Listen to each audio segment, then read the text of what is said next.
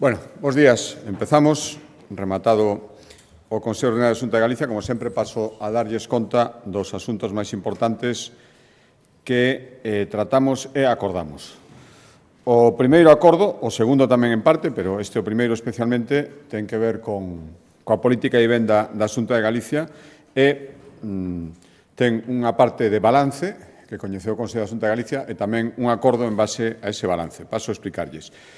Está centrado nas medidas da Xunta de Galicia para facilitar o acceso á vivenda á mocidade. Hai en marcha varias medidas que non vou a repetirlles agora, pero o obxecto deste balance é unha delas, que é a medida dirixida a favorecer que os mozos e mozas galegas aposten por vivir no rural. E para apostar por vivir no rural, lóxicamente, hai que ter a posibilidade de acceder a unha vivenda. Por tanto, o balance, avaliado hoxe polo Consello da Xunta, revela que a Xunta concedeu este ano, 2025, 294 exactamente axudas a menores de 36 anos para apoialos no acceso a unha vivenda nas zonas rurais, nos concellos pequenos, de menos de 10.000 habitantes. Destináronse 2,3 millóns de euros e os beneficiarios accederon a axudas que podían chegar ata os 10.800 euros. Isto valeu para que estes mozos, ata 36 anos, poideran comprar inmobles en 18 concellos galegos. Perdón, en 118 concellos galegos. 48 na Coruña, 27 en Lugo, 23 en Pontevedra e 20 en Ourense. Todos eles concellos de menos de 10.000 habitantes.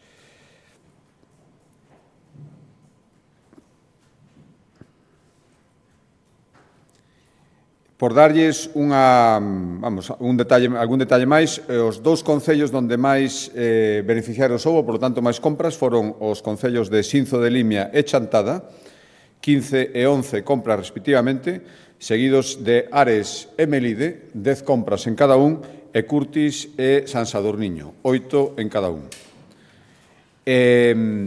Polo tanto, dado o éxito da medida, o que fixemos, decía que este acordo tiña unha parte de balance e unha parte executiva, o que fixemos foi aumentar a cantidade que destiñamos en 600.000 euros e, polo tanto, chegaremos a algo menos 2.900.000, casi 3 millóns de euros para poder seguir axudando a máis mozos e mozas neste 2025 a que accedan a unha vivenda nun concello de menos de 10.000 habitantes. Dende que pusemos en marcha esta medida, destinamos 8,5 millóns de euros e axudamos a adquirir unha vivenda nos concellos de menos de 10.000 habitantes a 1.320 mozas e mozos galegos. O outro acordo, decía que hai dous que teñen que ver con vivenda e con acceso da mocidade á vivenda, é o balance que hoxe coñeceu a Xunta de Galicia sobre o bono Emancípate. Como saben, unha chega directa que pode chegar ata 3.000 euros para sufragar os gastos propios de independizarse, irse da vivenda familiar, que poden ser dende, normalmente, mercar mobles, electrodomésticos, textil de fogar, gastos de mudanza para ir a unha nova vivenda. Non é para compra, pero sí para axudar os gastos derivados de irse a unha nova vivenda e, neste caso, chega a mozos entre 18 e 35 anos e é complementario de calquera outra axuda que poidan percibir ou ben da Administración da Xunta de Galicia ou de calquera outra Administración que teña axudas a este fin. Este informe revela que 920 mozos galegas e galegos se beneficiaron do bono Emancípate da Xunta de Galicia dende que se puso en marcha este ano para pagar os custes propios de independizarse, de sair da vivenda familiar. Foron 2 millóns os que dedicamos na primeira edición e resultaron beneficiados 485 mozos que se independizaron en réximen de alugueiro, recibiron 1.500 euros e outros 435 que mercaron unha vivenda e recibiron 3.000 euros. Recordo que, ademais, estas axudas deben ser utilizadas para facer compras en tendas que teñan sede física en Galicia e compras presenciais, é dicir, non vale facer compras online con estes cartos. Digo, 2 millóns de euros e este era un crédito ampliable e probablemente de aquí a final de ano este crédito se amplíe para seguir axudando a máis mozos e mozas, dado que hubo máis solicitantes que non accederon a ela por esgotamento de crédito. Por lo tanto, a nosa previsión, dende logo, é volver a convocar o ano que ven e probablemente este ano ampliar o crédito. Cambio de acordo, a proposta da Consellería de Cultura, hoxe demos visto e prace a iniciar os trámites para declarar ben de interés cultural, BIC, o muiño das Mareas da Seca, que está no Concello de Cambados, que é dos poucos muiños deste tipo que quedan nos concellos galegos de costa, alto valor etnográfico, histórico arquitectónico, que xa foi o sete dunha rehabilitación no ano 1995, agora ten un espazo para acoller exposicións, e pasa a engrosar a lista de bens de interés cultural de Galicia. Cambio de Consellería, proposta da Consellería do Mar, hoxe acordamos licitar por 1,4 millóns de euros as obras de mellora que imos facer no Peirao de Combarro, no Concello de Pollo. Imos actuar nos departamentos que existen ali para que os mariñeiros están utilizando para guardar os utensilios ou os seus efectos persoais durante a xornada de traballo. Por tanto, imos renovar envolvente, nova cuberta, construción de aseos en cada departamento, conexión do edificio á rede de saneamento que non tiña. Por tanto, isto vai redundar nunha mellor das condicións de traballo das traballadores do mar que ali desenvolven o seu labor, era ademais unha das principais demandas dende hai moito tempo da Cofradía de Pescadores de Rasó.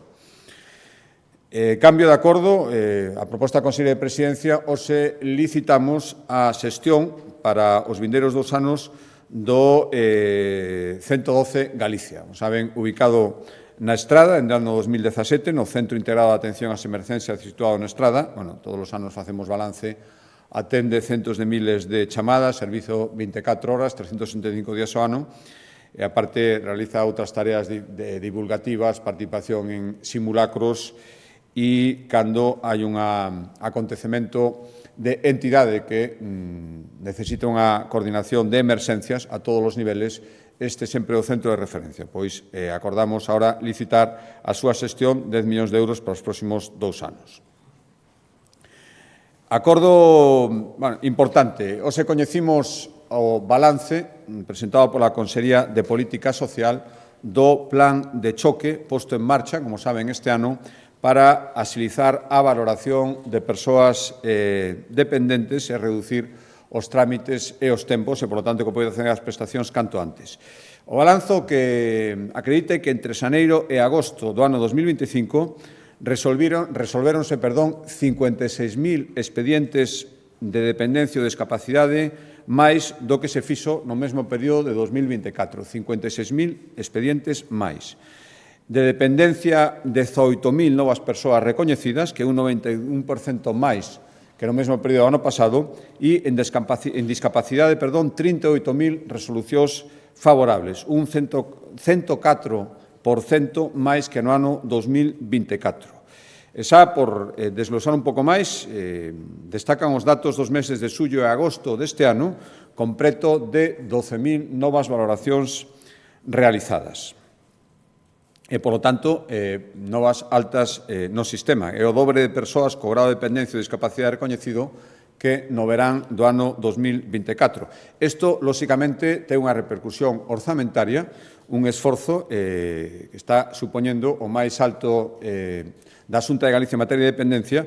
Por darles unha comparación, estas novas altas supoñen 70 millóns de euros frente aos 18 millóns de euros que se empregaron o ano anterior. Polo tanto, seguimos con este plan de choque. Recoñecimos desde o principio que había un problema, que había que poñer solución, e creo que os números acreditan que se están poñendo. Por certo, agardamos, mañán remata o prazo, que o proceso de negociación emprendido co Goberno Central, que decidiu recurrir a normativa que ampara este plan de choque, se resolva tendo en conta as alegacións da Xunta de Galicia e non se paralice con un recurso, un plan que está demostrando a súa efectividade e, ademais, dimos os argumentos xurídicos e os argumentos que creemos que son razoables para que se manteña este plan de choque que está supoñendo a Xunta de Galicia un esforzo orzamentario importante, pero que creemos que era necesario e por eso pusemos en marcha.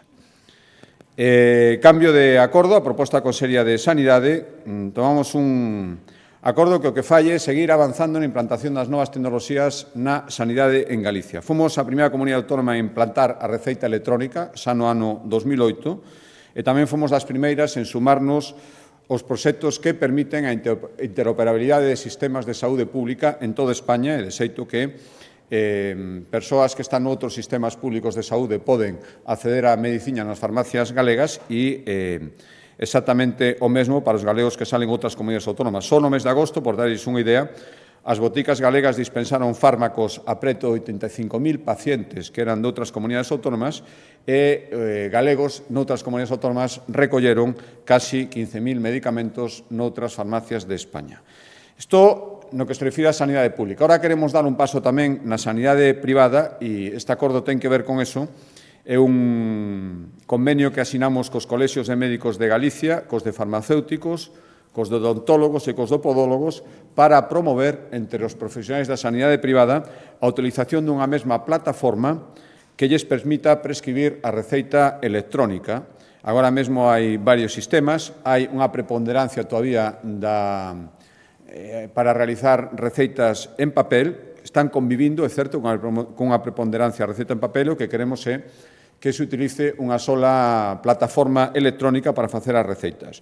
Isto unifica, homologa e ten vantaxes evidentes, mellor información entre os profesionais sanitarios e as farmacias, reduce o uso de papel, simplifica tamén a recollida para pacientes, evita o fraude de medicamentos e permite reforzar o control da Xunta sobre os medicamentos receitados na sanidade privada. Outro acordo de materia de sanidade, que tamén é un avance na utilización das novas tecnoloxías na sanidade pública. Estou-me referindo á plataforma Telea, que existe no ano 2015 e que permite monitorizar no domicilio de pacientes casi todos crónicos diferentes parámetros, a tensión, a glicemia, a frecuencia cardíaca, unha serie de constantes naqueles que fan diálisis domiciliaria. E todo isto permite unha recollida de datos de xeito automático sin que os pacientes teñan que facer prácticamente nada para que estes datos sexan recollidos e trasládanse, ademais, de forma directa ao seu historial clínico. Na actualidade, o sistema Telea está atendendo a máis de 30.000 pacientes nos seus domicilios, pero queremos dar un paso máis, porque hai dispositivos que os están medindo que non trasladan directamente toda a información o historial clínico do paciente. Entón, o que facemos é destinar, este acordo que os tomamos, 500.000 euros para seguir avanzando en ferramentas tecnolóxicas que permitan integrar a totalidade, o 100% dos dispositivos domiciliarios de toma de datos para monitorizar a pacientes crónicos que se trasladen á plataforma Telea e que todos estén inmediatamente no historial clínico de cada paciente a disposición dos facultativos que o supervisen. Falamos de medir a tensión e a frecuencia cardíaca, como decía, respiradores, datos de respiradores, equipos de diálise domiciliaria, sistemas para que os diabéticos midan os seus niveis. Todo isto queremos integrarlo nunha plataforma e que pase directamente. Agora hai parte que o fai, parte que non, e queremos que absolutamente todos os datos pasen directamente aos historiais clínicos. A isto destinamos 500.000 euros, medio millón de euros. Cambio de acordo, dos acordos relacionados con desenvolvemento de polígonos industriais.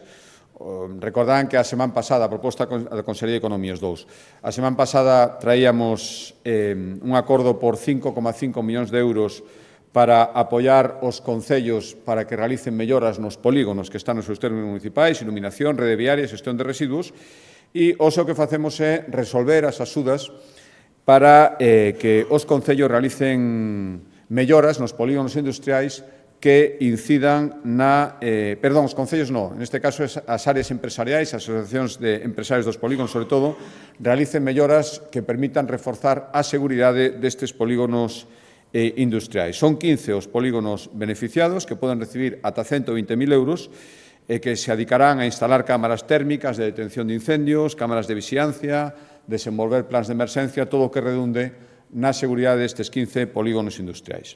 Decía que había dous acordos relacionados con polígonos industriais. O segundo xa refírese a un polígono en concreto. Estou falando do polígono de Bertoa, no concello de Carballo, que ten agora mesmo colmatada a súa superficie, e o acordo de hoxe, que vai supoñer destinar 28 millóns de euros para facer unha ampliación de 629.000 novos metros cuadrados e incrementar un 51% a súa superficie, un polígono con moita demanda, e chegaría a casi 1,8 millóns de metros cadrados. Por tanto, empezamos a tramitación para esta ampliación e únese a outra que estamos facendo. Ahora mesmo estamos desenvolvendo ampliacións en diferentes polígonos galegos para dispoñer de 8,5 millóns de metros cuadrados de solo industrial en Galicia.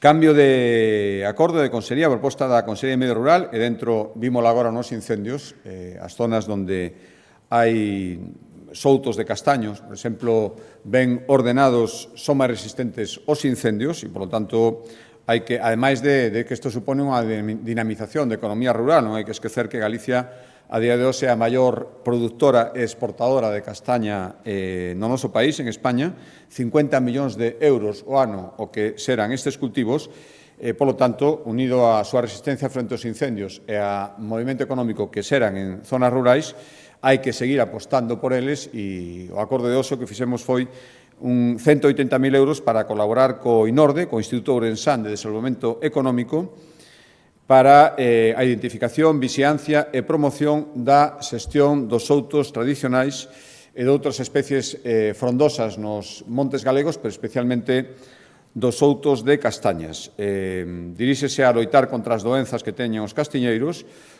promover a creación de agrupacións forestais para cultivo de castiñeiros e información sobre a recuperación de soutos que poderan resultar dañados nos lumes. Cambio de acordo, hoxe a Consellería de Facenda presentou un informe sobre, con todos os datos recollidos e suministrados polos diferentes concellos as 4 diputacións, un informe sobre a situación financeira que teñen os concellos e deputacións galegas. É un informe sobre os datos que nos foron remitidos, a inmensa maioría dos concellos e as 4 diputacións o remitiron e isto o que acredita, 286 concellos remitiron estes datos, por lo tanto, está feito en base aos datos, faltarían algúns concellos e as 4 diputacións tamén remitiron os datos. Isto que acredita é que tanto estes concellos, que son unha porcentaxe moi alta dos que existen en Galicia, e as 4 diputacións teñen, en xeral, unha situación financeira saneada. Estes datos revelan que os concellos galegos incrementaron o seu remanente de tesorería nun 21% no ano 2024. En total, estes 276 concellos teñen un remanente en global entre todos de casi 1.000 millóns de euros, 921 millóns de euros. É o triple de remanente, outro dato, por desglosar este informe, supón que os concellos teñen o triple de remanente de tesorería que de débeda. E algo máis da metade deste remanente total o acumulan os 6 concellos máis poboados de Galicia. En caso das diputacións, tamén teñen unha situación saneada, finalizaron 2024 cun remanente de 879 millóns. Outros datos, o 65% dos concellos galegos cumpren coa obriga de ou ben ter superávit ou ben ter un orzamento equilibrado. A débeda conxunta dos municipios foi de 296 millóns de euros, que son 16 puntos por debaixo da media estatal que teñen os concellos en España. E se falamos de débeda per cápita, tamén están por debaixo da media nacional. 110 euros por habitante fronte aos 264 euros que deben os concellos en media estatal. E, por último, un dato tamén moi significativo, os concellos incrementaron o seu aforro neto, que é a capacidade de financiar o gasto corrente e a débeda usando solo ingresos correntes, sin ter que recurrir a novos créditos, incrementaron o aforro neto un 50% ata chegar aos 297 millóns de euros de aforro neto conxunto. Insisto, datos de unha porcentaxe moi importante dos concellos e as 4 diputacións. Cambio de acordo. Cambio de Consellería, proposta da Axencia Galega de Turismo, que, como saben, depende da presidencia da Xunta, hoxe presentouse, e agora que o Centro Superior de Hostelería de Galicia leva 30 anos de exercicio, o resultado das medidas que se implementaron hai algo máis dun ano para recuperar un dos centros emblemáticos de referencia en canto ao turismo e en canto ao ensino en xeral. Agora, ademais, hai un grado da Universidade de Santiago que nos coloca como referencia e como motor de ensinanzas turísticas en España xunto con outros centros que hai en algunha outra comunidade autónoma de moito prestixio.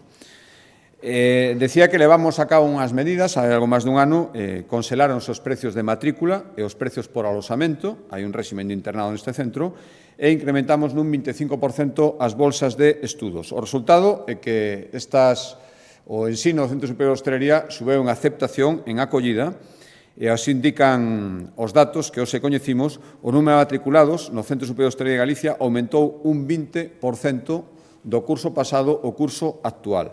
Pasamos de 244 alumnos a 290.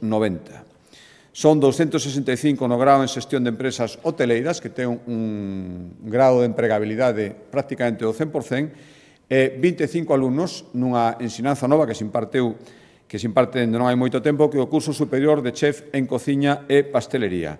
E hai que decir que casi o 30% dos alumnos contan con algún tipo de axuda a través dunha bolsa de estudios, concretamente 81 alumnos dos 290. Outro acordo, antepenúltimo acordo, en materia de educación, é un acordo presentado pola Consellería de Educación, pero é certo que en estreita colaboración coa Consellería de Cultura. Estou-me referindo ás ensinanzas artísticas que se imparten en 16 centros en Galicia. Somos xa un referente nacional entre este tipo de estudios de ensinanzas artísticas. O número de alumnos, e isto creo que é un dato moi significativo, duplicouse nas últimas 2 décadas. Agora mesmo hai máis de 6.200 estudiantes de ensinanzas artísticas en Galicia. Somos a segunda comunidade autónoma con maior porcentaxe de alumnado nestas ensinanzas e, o igual, non saben que ocorre coas matrículas universitarias, a matrícula nestes centros de ensino dende hai 2 anos totalmente gratuita. Pois o que fixemos hoxe foi dar un paso máis, aprobar destinar dentro dun plan que ten un horizonte de 5 anos, o Plan Educar, 10,4 millóns de euros para impulsar e modernizar as ensinanzas artísticas en Galicia, seguir impulsando e modernizando as ensinanzas artísticas en Galicia. Hai moitas medidas, son máis de 40, as principais. Ampliamos as prazas nas escolas de música, que funcionan como paso previo, en moitísimos casos, os estudios en conservatorios superiores. Incorporamos novas especialidades e novos programas de mestrado e doutoramento. Creamos unhos premios para recoñecer os mellores proxectos innovadores. Está previsto un programa de representación de grandes obras escénicas nos que participen alumnos destes centros xunto con empresas promotoras deste tipo de espectáculos. Medidas tamén para potenciar os vínculos co mundo laboral empresarial, todo o que ten que ver co ensino dual, convenios para facer prácticas en empresas, novos sistemas para acreditar experiencia profesional non formal en materia artística, en definitiva, todo o que sirva para seguir potenciando unhas ensinanzas artísticas que en Galicia experimentaron un incremento moi importante e que explica en gran parte a situación preponderante de moitos sectores, por exemplo, o audiovisual, do que ahora mesmo disfruta Galicia. Decía, penúltimo acordo, a proposta da Consellería de Sanidade, cumprindo ademais un anuncio que foi realizado no último debate de Estado de Autonomía, hoxe autorizamos iniciar un programa, en principio, piloto, a espera dos seus resultados, de vacinación fronte á gripe por vía intranasal en centros educativos. Isto nos sigue, é un programa pioneiro e que nos sirve para seguir mantendo esa posición pioneira, dianteira, que temos en materia de vacinación infantil agora mesmo no conxunto do Estado. Temos o calendario de vacinación infantil un dos máis completos do mundo, dende logo o máis completo en España, e damos un paso máis, xa digo, para administrar a vacina fronte á gripe por vía intranasal en centros educativos 19.000 nenos de entre 3 e 11 anos. En principio, 55 van ser os colexios galegos donde impulsemos esta experiencia piloto.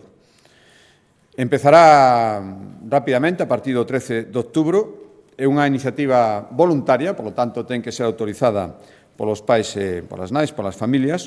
Equipos de enfermería das 7 áreas sanitarias vanse desplazar aos propios colexios para facer esta administración intranasal e o obxectivo digo que un programa voluntario, é acadar unha cobertura nestes 55 colexios de en torno ao 70% dos alumnos que están nestes colexios, que son alumnos, digo, nados entre o ano 2014 e o ano 2022. Digo, experiencia piloto en función dos resultados que agardamos que sexan favorables, se estendería esta iniciativa ao resto de centros e agora mesmo empezarán, despois deste acordo, reunións informativas con responsables dos centros e coas familias para explicarlles en que consiste esta experiencia, esa, digo, necesita da súa previa autorización. Último acordo que explicará máis polo miúdo o conselleiro de Emprego ten que ver co impulso decidido que en Galicia ven experimentando hai moitos anos o cooperativismo. Por primeira vez na historia da nosa comunidade hai máis de 2.000 cooperativas activas que supoñen nada máis e nada menos que un 40% máis das que había activas hai 5 anos. Teñen unha importancia na nosa economía fundamental. Son o 5% do PIB galego, moven o ano 3.500 millóns de euros e dan emprego a casi 80.000 persoas. Por lo tanto, son un sector fundamental, especialmente para a economía rural, e era necesaria unha normativa que regula, é certo, pero ten máis de 30 anos. Por lo tanto, compre adaptala ao novo marco legal e tamén á nova realidade social e económica de Galicia. Por lo tanto, o que fixemos foi aprobar, darlle visto e prace aos trámites iniciais para redactar unha nova lei de cooperativas, unha lei que promoverá a creación, ademais de novas cooperativas, o lo explicará o conselleiro, en sectores que, como decía, son estratégicos para Galicia, especialmente no rural, pero non só, e ademais queremos simplificar moito, facilitar os trámites para crear estas entidades. Por exemplo, vai ser regular por primeira vez a creación de cooperativas no sector dos coidados, no sector da enerxía ou na xestión de residencias de estudantes. Pero para explicarlo máis polo miúdo, dou a palabra ao conselleiro.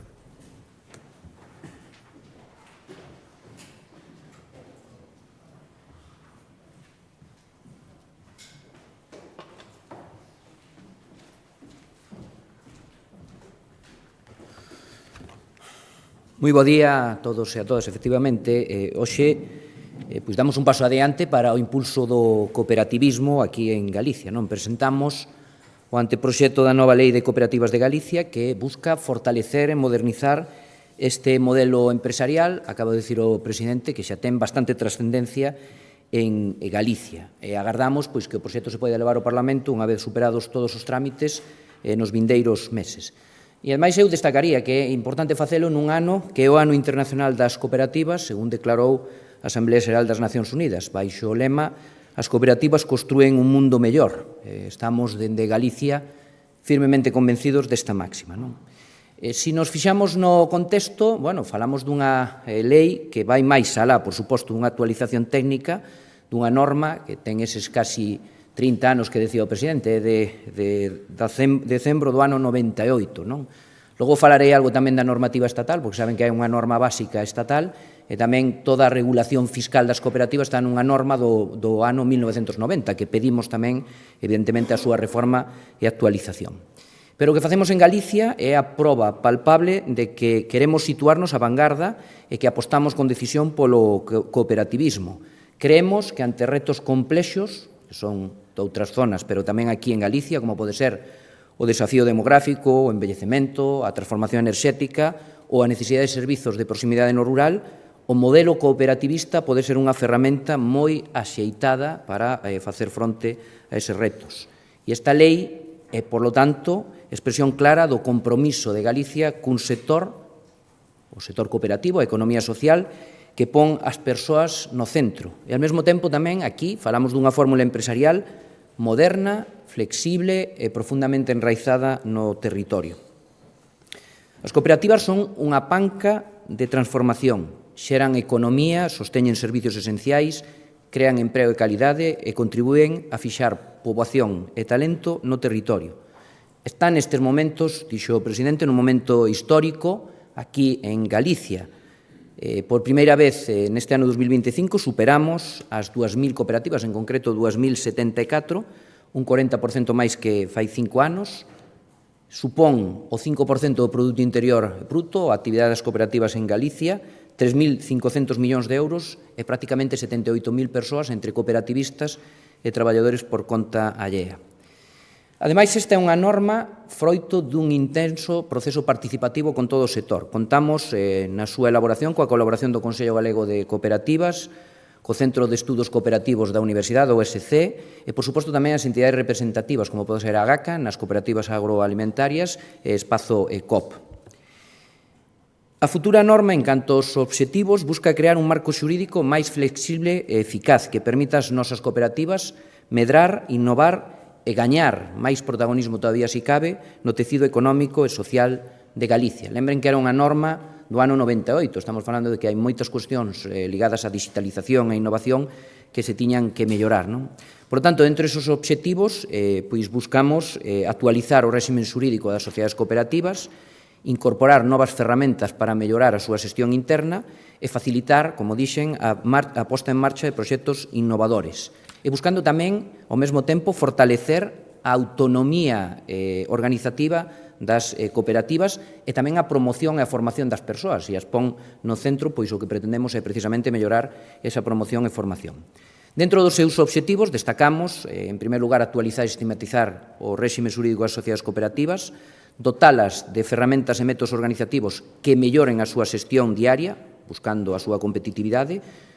Importante isto, flexibilizar e simplificar todos os trámites para facilitar o seu cumprimento, establecer un marco xurídico de apoio e recoñecemento da economía social como actividade diferenciada, reforzar o recoñecemento das sociedades cooperativas como actividade de interés social, buscando a súa promoción, fomento e desenvolvemento, así como das súas estruturas de integración económica e representativa, é dicir, facilitar o traballo, o funcionamento interno das cooperativas e potenciar, como non pode ser outro xeito, os principios cooperativos. Por destacar algunha novidade, que xa lle digo, ao longo do texto se recollen varias destas novidades, buscamos reforzar a presencia do cooperativismo en sectores cada vez máis estratéxicos en Galicia. Decía o presidente, regulamos pois novos tipos de cooperativas que van ligados a eses sectores e tamén que buscan responder aos retos do territorio. Por primeira vez establecemos un marco específico para as cooperativas de traballo asociado no sector dos coidados, orientados fundamentalmente a prestación de servizos a persoas maiores con discapacidade ou en situación de dependencia. É dicir, queremos que as cooperativas aquí sexan unha ferramenta estratégica fronte á dispersión, o envellecemento e a crecente demanda deste tipo de servizos no rural. Outra novidade é, dentro dos tipos, a inclusión das cooperativas de enerxía, tanto de xeración e almacenamento como de consumo, que permitirán, por exemplo, afrontar os custos enerxéticos, é dicir, a reducción dos custos enerxéticos, especialmente nos pequenos núcleos. Outra novidade, outra tipoloxía de cooperativas son as cooperativas vinculadas a inmobles destinados a actividades económicas, residencias da terceira idade ou de estudantes, tamén buscando unha solución de habitabilidade temporal a un prezo pois o máis baixo posible dentro de, como digo, a utilización deste modelo. E establecemos unha clarificación para dotar maior seguridade aos cooperativistas no caso das cooperativas de vivenda. Ademais, pois hai modificaciones, novidades e melloras noutras tipoloxías que xa estaban incluídas na lei anterior, pero que había que, evidentemente, tamén actualizar, como as de transporte, ensino, consumo ou inclusión social. Tamén hai outra cuestión importante, nos demandaba moito o sector, que darlle maior seguridade xurídica a este tipo de cooperativas, que antes non estaban recollidas, é dicir, se podían crear, pero non estaban recollidas, agora están perfectamente reguladas, e o que pretendemos é darlle visibilidade para que poidan ser utilizadas, como digo, como ferramenta neses sectores que trasladei antes e que teñen tanta trascendencia. Dentro do concepto da Xunta de Galicia de Administración facilitadora, é dicir, que axuda e que acompaña as nosas empresas, pois o que buscamos aquí tamén é facilitarlle pois todos os trámites que teñen que ver co seu rexistro, a transparencia que pode ser no que se refire á súa información, é dicir, que as cooperativas se dediquen o seu tempo fundamentalmente a crear emprego e riqueza no territorio e non se enreden na medida posible nos trámites. Así, a norma simplifica e flexibiliza os procedementos administrativos relacionados coas cooperativas, reduce burocracia e achega a administración ás persoas e entidades que as necesitan. Destacamos tamén pois, que se amplía o uso dos fondos de educación e promoción, o que decía antes, se as cooperativas poñen ao centro as persoas, pois que poidan, como digo, utilizar eses fondos en maior medida para esa formación e promoción. Impulsamos a modernización e digitalización dos rexistros das cooperativas. Aquí, ademais de que se poidan obter os documentos de forma automática, buscamos mellorar a transparencia e outra labor importante, a facilitar os estudos estatísticos para unha mellor planificación das políticas públicas, tendo en conta pois, o importante papel que cumpren as cooperativas, como dixen, nos sectores económicos galegos, no Produto Interior Bruto. Menos trabas e máis apoio para que as cooperativas poidan medrar, innovar e seguir sendo ese motor de cohesión social e económica que é en Galicia.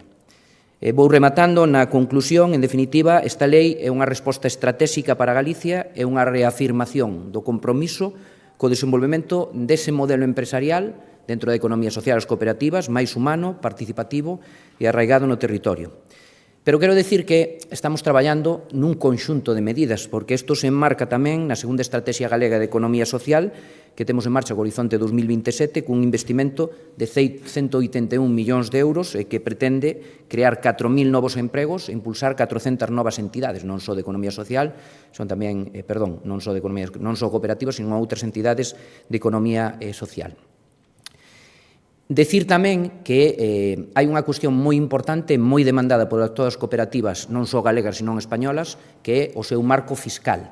Este marco fiscal está regulado nunha legislación, é legislación básica, está regulado nunha lei estatal do ano 1990, e o que demandamos, hai unha proposta tamén de melloras fiscais, pois demandamos precisamente ao Goberno Central que do mesmo xeito que Galicia está actualizando o seu marco normativo, faga o mesmo no que se refire ás medidas fiscais, fundamentalmente adecuar, dende o punto de vista dos beneficios fiscais, as cooperativas respecto de outras entidades empresariais. Eu quero destacar que a legislación galega, que saben que son respecto a determinados tributos, pois xa contempla esta posibilidade, é dicir, sempre que se fala de algún beneficio fiscal á empresa, se recoñece expresamente as cooperativas. En definitiva, e creo que está claro con esta proposta normativa, Galicia aposta polo cooperativismo, apostando así tamén polo seu futuro, un futuro no que as persoas estén no centro e que no que a riqueza que se xera con responsabilidade pois teña, como digo, ese desenvolvemento cara ás persoas a través de todos estes modelos de economía social dos que a cooperativa ou as cooperativas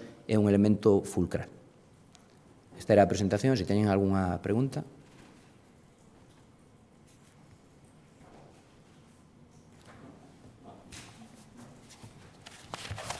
Pois moitas gracias pola súa atención.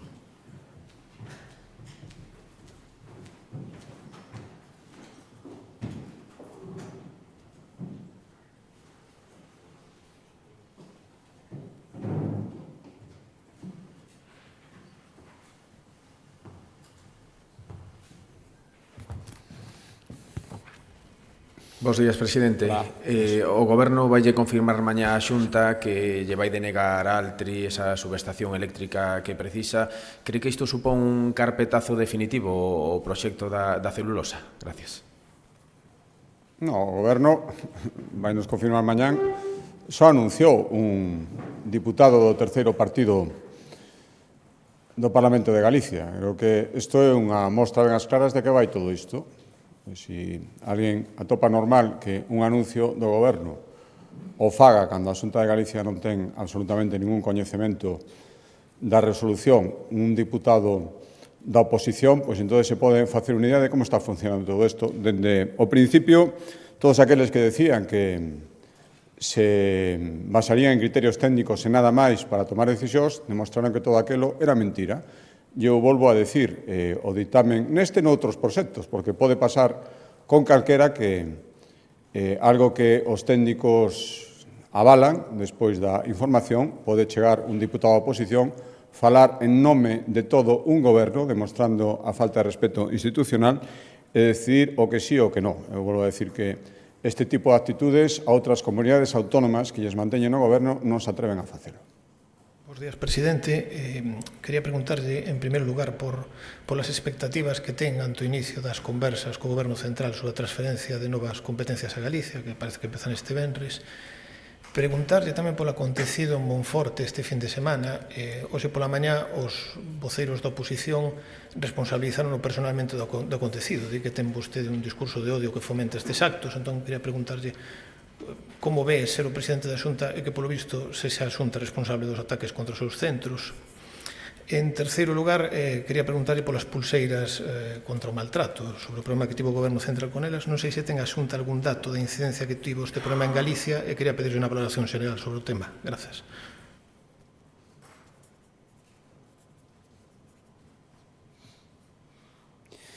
Ben, as expectativas, teño dito outras veces, eu agardo que non se repita o proceso que tuvemos que pasar coa lei do litoral e que sexa unha negociación normal entre administracións que deberían traballar con lealtade. Nós, desde logo, queremos facelo. Insisto en que agardo que o Goberno Central teña aprendido da experiencia da Lei de Ordenación do Litoral. Polo tanto, eu agradezo a vontade de querer empezar negociacións. Foi a que a manifestou, por outra banda, o ministro Torres cando estivo no Pazo de Rasoi asinando a transferencia do litoral, dixo que a veía viable, e ademais que eu creo que é perfectamente viable porque outras comunidades autónomas xa a están exercendo e, polo tanto, Galicia non é de peor condición e se facemos plantamentos axeitados, en de logo ímolo facer, deberían culminarse estas transferencias, aparte de que algunhas son especialmente necesarias e, se me permiten, urxentes. Eses miles de vacantes que existen en postos de traballo en Galicia e persoas que poderían desenvolvelos, pero teñen que esperar moitísimo tempo, a veces anos, para obter os permisos de traballo, nos queremos solucionalo e agardo que, igual que se permitiu outras comunidades autónomas, tamén se nos permita a nós, e que sexa unha negociación honesta, rápida e con resultados. A segunda pregunta, bueno, pois, que quere que lle diga?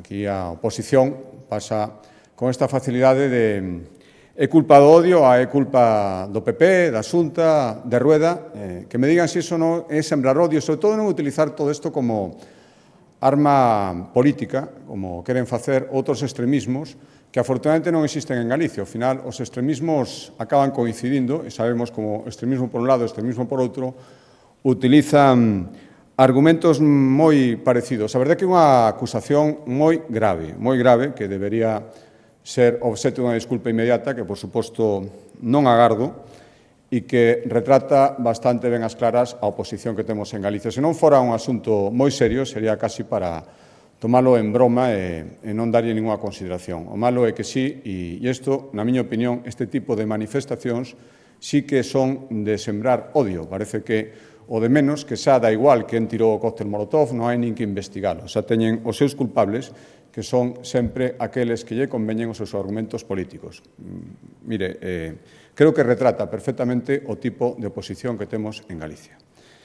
E respecto ás pulseras, bueno, pois é unha mostra máis de outro fiasco máis deste Goberno Central. O malo é que é un asunto tan delicado e tan importante como a violencia machista e a protección das víctimas. Xa o vimos coa lei de solo si e si, e ahora vemos con estas pulseiras.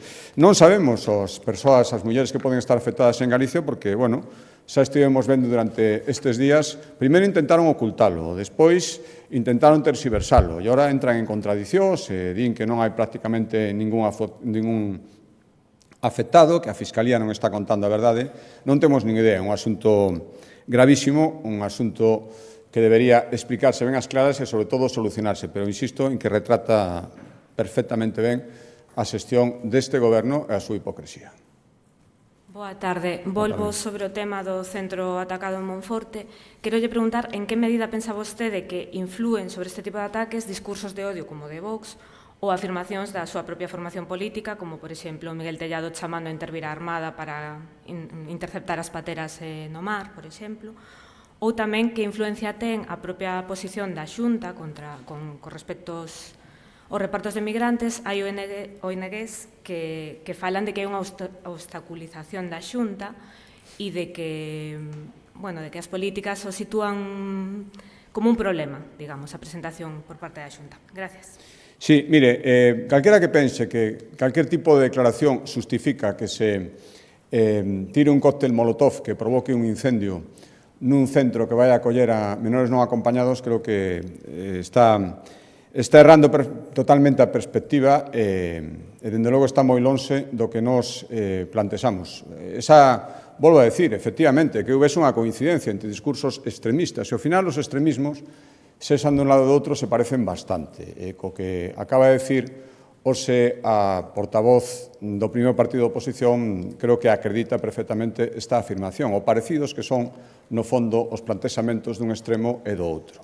Eu non vou entrar nestas afirmacións, que, de logo, son indignantes, prefiero non tomármelas demasiado en serio viñendo de quen veñen, pero ollo con estes discursos do odio, que isto sí que o constituyen este tipo de manifestacións. A Xunta de Galicia o que ten feito poñer os medios para, ante a absoluta falta de política migratoria do Goberno central, do Goberno de España, que eu teño dito moitas veces, trata estes menores como un problema do que se quere desembarazar distribuindo por aí como se foran números. O que temos feito é tomar as disposicións con antelación necesaria para cumprir, advertindo que non temos agora mesmo capacidade para seguir o sistema que a toda agora se seguía en Galicia. O temos dito dende hai moitos meses, por iso pedíamos planificación, por iso pedíamos financiación.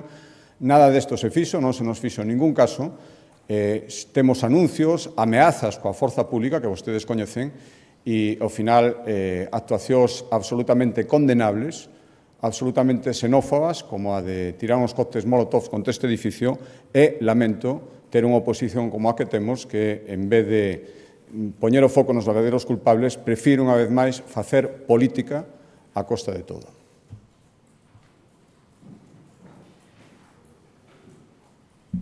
Bos días, presidente. Sobre esta cuestión, quería preguntar si teme que aumenten non tanto os discursos de odio, senón actuacións violentas e xenófobas por parte da extrema dereita en Galicia. Unha segunda cuestión tamén vai relacionada con Altri. Besteiro falaba hoxe de tres non os PERTE, non as axudas da Unión Europea e non agora a electrificación. Cree que se desbota xa definitivamente o proxecto de Altri en Galicia ou a Xunta vai continuar loitando para que se manteña este proxecto?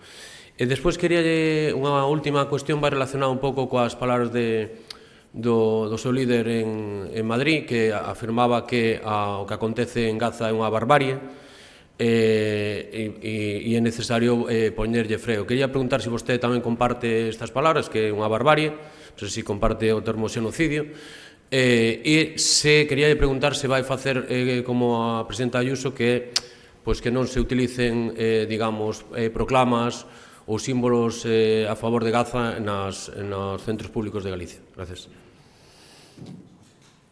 Mire, o que temo é que este tipo de actuacións, empezando, vamos a volver a decirlo, por a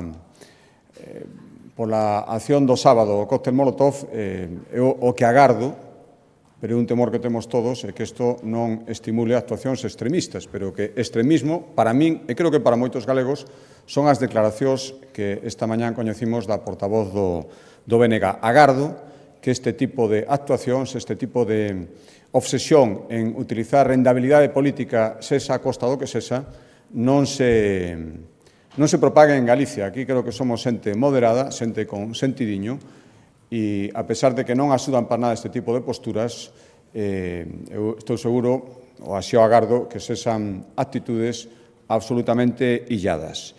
Respecto á segunda pregunta, miren, a mí me gustaría que o mesmo que coñecemos por un diputado da oposición do Partido Socialista que non van vir fondos para un proxecto en Galicia e non vai haber ni siquiera conexión eléctrica, que esa mesma influencia se utilice para que outros moitos proxectos que son moi importantes e que están esperando conexión eléctrica consigan. Supoño que se ten información para dar ese tipo de noticias, tamén se deberá ter información e influencia para conseguir que haxa proxectos de electrificación. Mañá hai unha reunión en Madrid, por certo, co secretario de Estado, e agardo que xa coñecemos a decisión que tomaron sobre unha empresa en concreta.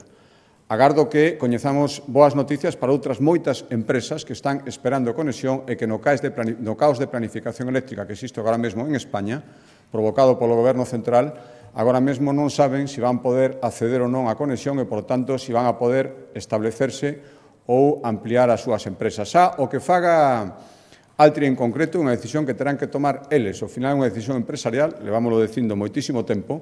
A Xunta de Galicia avaliou o proxecto dende o punto de vista técnico, dictaminou que era viable, pero a partir de aí o resto de viabilidades ten que decidir a propia empresa. Está claro que non llo están poñendo fácil e está claro que a confusión entre o que deberían ser criterios técnicos e obxectivos e a política, o anuncio hoxe do diputado socialista o acredita perfectamente. Respecto á terceira pregunta, xa dixen, creo que vostede non estaba a semana pasada na rolda de prensa, cal era a miña opinión, auténtica salvasada. E, polo tanto, isto ten que parar e ten que parar canto antes. E tamén digo unha cousa, igual que non é de recibo que os habitantes de Gaza teñan que sufrir as consecuencias as que cesan de actividades de un grupo terrorista, tampouco é de recibo que os habitantes dun país teñan que sufrir, digo por algunhas declaracións que estamos escoitando e actitudes hacia persoas de Israel, a actuación auténticamente salvaxe, quería decir, dun máximo responsable de goberno como é Netanyahu. Nin un caso, nin en outro. E, dende logo, o que está pasando en Gaza é unha salvasada. Insisto moito nestas dúas ideas que acabo de decir. En relación a este mesmo asunto, non sei se avala posturas como a do seu partido en Pontevedra, que dixo que ia levar a Fiscalía unha moción aprobada por PSOE e BNG, na que incide precisamente en que non se acepte no Concello de Pontevedra ningún evento promovido por entidades vinculadas co Estado de Israel. Eso por un lado, e despois será un asunto que tamén vai marcar a Semana Política no Parlamento de Galicia. Non sei se todavía cree que é posible un acordo entre os tres grupos para que haxa unha declaración institucional, digamos, en defensa das víctimas da Franja de Gaza, ou, alo menos, o minuto de silencio para arrancar o pleno que promovía o PSDG. Grazas. Sí, mire, na primeira, Pontevedra, además a miña cidade, como saben, coñezo ben, pero se hai 2 meses o alcalde de Pontevedra aplaudía o paso dunha bandeira israelí nos campeonatos de triatlón. Por lo tanto, sexamos un pouco consecuentes. Que pasa? Que hai 2 meses o alcalde de Pontevedra non se entera de nada e agora sí. Sexamos un pouco consecuentes. A xente é moito máis lista do que algúns políticos do BNG creen. E respecto a unha pregunta, eu agardo que sí, pero eso pasa porque haxa vontade de acordo entre os tres grupos e que non haxa vontade dos grupos de excluir o terceiro poñendo plantexamentos que consideran que van ser inaceptables para despois decir que non se quiso chegar a ningún tipo de acordo. Se hai vontade, se non hai unha simple utilización política de todo este tema, somos capaces de recoller o sentir xeral do pobo galego, que se acabe canto antes con esta salvasada e co sufrimento das persoas que están en Gaza, sí. Se se quere utilizar para outro tipo de intencións, pois non o sei, depende do que plantexe.